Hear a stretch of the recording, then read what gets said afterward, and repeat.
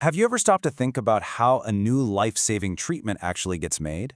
It's almost never some single eureka moment in a lab. Nope. It's often a really strategic mission to find a tiny, crucial signal inside a whole lot of noise. Today, we're going to decode exactly how that happens, and believe it or not, it all starts in the incredible chaos of a giant medical conference. I mean, that's a massive leap, right? Going from just a concept, maybe an idea on a poster board, to a real treatment that's helping people in a hospital. Well, for some of the biggest pharmaceutical companies in the world, that whole journey kicks off in a place that's, well, surprisingly chaotic.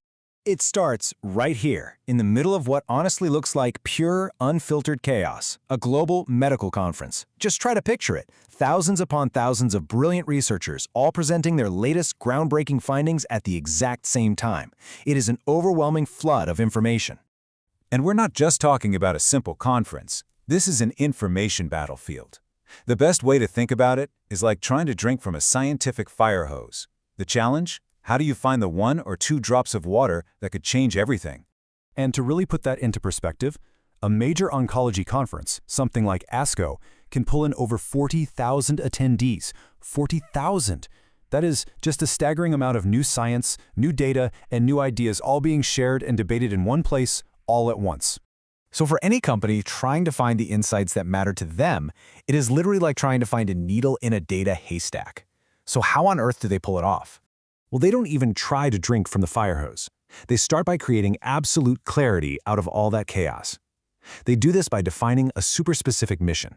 They know exactly what needle they're looking for before they even walk in the door. So let's look at a real-world example. One pharmaceutical company gave its team a single, crystal-clear mission for the ASCO 2024 conference: find every single critical insight related to therapies for HER2-negative breast cancer. That's it. All of a sudden, that giant haystack gets a whole lot smaller. Now, this mission gets broken down into something called KIQs, which stands for Key Intelligence Questions. And look, these are not vague, fluffy goals. These are the sharp, critical questions the company absolutely needs answers to if they're going to make smart decisions and, frankly, stay ahead of their competition.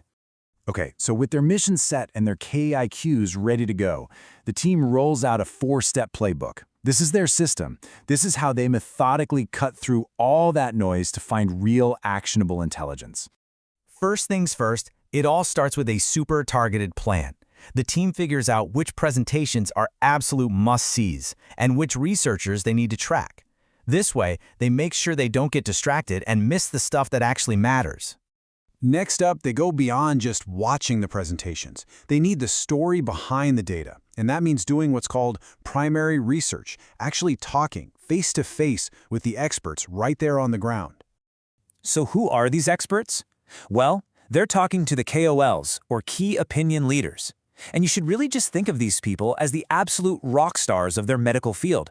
They are the top-tier researchers and doctors whose opinions can literally shape the future of a disease. Getting their unguarded perspective, that's pure gold. Then comes the really disciplined part: data extraction.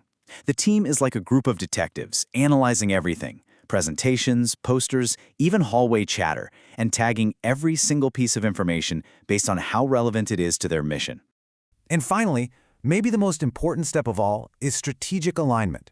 Every single insight they gather gets mapped directly back to one of their key intelligence questions.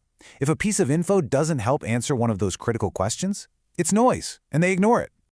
So there it is. That's the playbook in a nutshell. A focused plan, talking to the rock stars, extracting the data, and making sure it all aligns with the mission. It's a beautifully methodical process that turns total chaos into a real competitive advantage. So, did it work? What's the actual payoff for all this effort? Let's take a look at the real, concrete outcomes from this intelligence mission. This is the big question, isn't it? After going through this whole playbook, what did the company actually get out of it? What was the result? Well, first off, they got a massive edge. With this kind of timely intelligence, they could basically see into the future a little bit.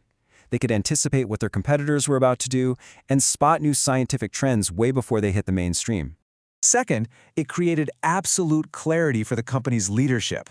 So instead of getting some giant 500-page report nobody has time to read, the senior execs got short, sharp, actionable updates on what truly mattered. This let them make smart decisions and fast. And this had a direct impact. I mean, these insights weren't just interesting, they were immediately put to work to make their strategic plans better, to tweak the design of their clinical trials, and to improve their entire product development roadmap. This was intelligence in action. So the takeaway here is really clear. By sticking to this playbook, the company could see what competitors were doing, give leadership the clarity they needed, and sharpen their entire strategy. Every single one of these wins came directly from their methodical, focused approach. But let's just zoom out for a second, because this is about so much more than just one company at one conference. What you're seeing here is kind of a hidden engine that helps power medical progress across the entire industry. And that right there is why this all matters so much. This kind of strategic intelligence is a critical, often unseen force that allows companies to make smarter and faster decisions. And ultimately, that helps accelerate the development of new, life-saving treatments that benefit all of us. Which really just leaves us with one final thought to chew on. In this world we live in now, where we are all just drowning in data and information, maybe the most powerful skill, the most strategic skill of all, isn't finding more information, but having the discipline to know what to ignore.